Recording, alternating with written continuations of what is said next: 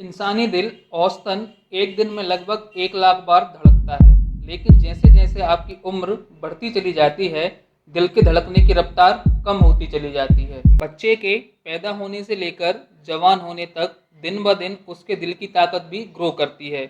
20 की उम्र होने तक शारीरिक विकास लगभग पूरा हो जाता है। ये पीक पॉइंट होता है। इसके बाद दिल की क्षमता धीरे धीरे कम होने लगती है। यह एक सामान्य प्रक्रिया है और हर आदमी में होती है। रिपोर्ट्स के अनुसार इंसानी दिल के धड़कने की ताकत 2 से 5% तक घटती है। इसे हम एक एग्जाम्पल से भी समझ सकते हैं। मान लो जब आप 20 साल के थे और 80 साल की उम्र तक जितना ब्लड हार्ट बॉडी में सप्लाई करता था, 80 की उम्र में उसका हाफ यानी आधा ही कर पाएगा। तो ये सब मैं आपको इसलिए बता रहा हूँ क्योंकि ऐसा तो नहीं आपकी एक्चुअल एज 27 है और हार्ट की एज 37। अब बहुत से लोग कहेंगे ऐसा भी होता है क्या? तो जवाब है हाँ। और अगर आपके साथ भी ऐसा ही है तो आपको अपने हार्ट की सेहत के बारे में फिक्रमंद होना चाहिए। आपको हार्ट डिसीज का रिस्क हो सकता है। मैं आज भी अधिकांश लोग अपने हार्ट की सेहत के लिए जागरूक नहीं हैं। पिछले दिनों आपने न्यूज़ सुनी होगी, एक सीए की मौत का वजह हार्ट अटैक बताया गया। ऐसे ही बैंक में काम करने वाली एक लड़की की मौत हार्ट के वजह से हुई। इन सभी केसेस से ये पता चलता है कि इनकी एज ज़्यादा नहीं थी। सभी लोग 25 से 30 की एज ग्रुप के लोग थे। तो भारत में युवाओं में आजकल ये क्यों हो रहा है?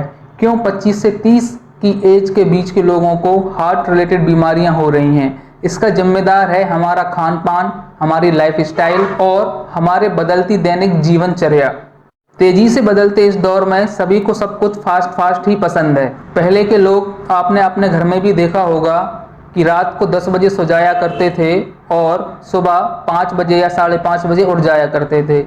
लेकिन आजकल के जो युवा हैं वो रात के 2-2 बजे तक सोते हैं और सुबह 8 बजे उठते हैं। इनसे उनके डेली रूटीन में चेंजेस तो हुए ही हैं, साथ ही जो बॉडी रिलेटेड इश्यूज हैं उनमें भी वृद्धि हो रही है।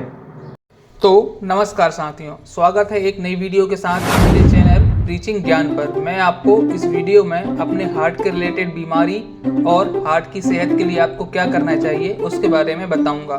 तो बने रहिए वीडियो में अंत तक। अब मैं आपको समझाता हूँ कि बढ़ती उम्र के साथ आखिर क्या होता है। वो ज़माना गया जब लोग बोलते थे कि उम्र बचपन की और दिल बचपन का। बदलती लाइफस्टाइल ने इस कहावत का ठीक उल्टा करके रख दिया है। एक वयस्क पुरुष के दिल का वजन करीब 284 ग्राम होता है। वहीं महिलाओं में पुरुषों की अपेक्षा थोड़ा कम यानी 227 ग्राम के लगभग होता है। दिल की मांसपेशियों में हर साल औसतन 0.3 ग्राम की कमी होती जाती है और इसे मसल लॉस के नाम से जाना जाता है।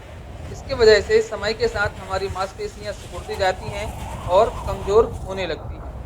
अब आप में से सभी लोगों को पता होगा कि हार्ट में 4 चैम्बर्स होते हैं। तो मांसपेशियों के सिकुड़ने की वजह से दिल का बायां चैम्बर यानी लेफ्ट वेंट्रिकल और ब्लड फ्लो को कंट्रोल करने वाला माइट्रल वॉल्व अकड़ने लगता है, जिससे शरीर को खून सप्लाई करने की दिल की क्षमता कम होने लगती है। अब हम बात करेंगे कि हमारी किन आदतों की वजह से समय से पहले हमारा दिल बचपन का मतलब बूढ़ा हो सकता है। पहला है स्मोकिंग।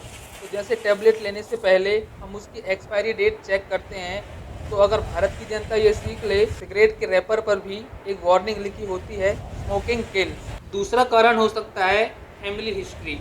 यदि आपके किसी सगे संबंधी को कभी हृदय रोग रहा हो, आपको भी हृदय रोग होने की संभावना बढ़ जाती है। अगला है मेंटल हेल्थ। आज के दौर में तनाव एक कॉमन समस्या है, लेकिन ज़्यादा घातक है इस तनाव को नज़रअंदाज करना।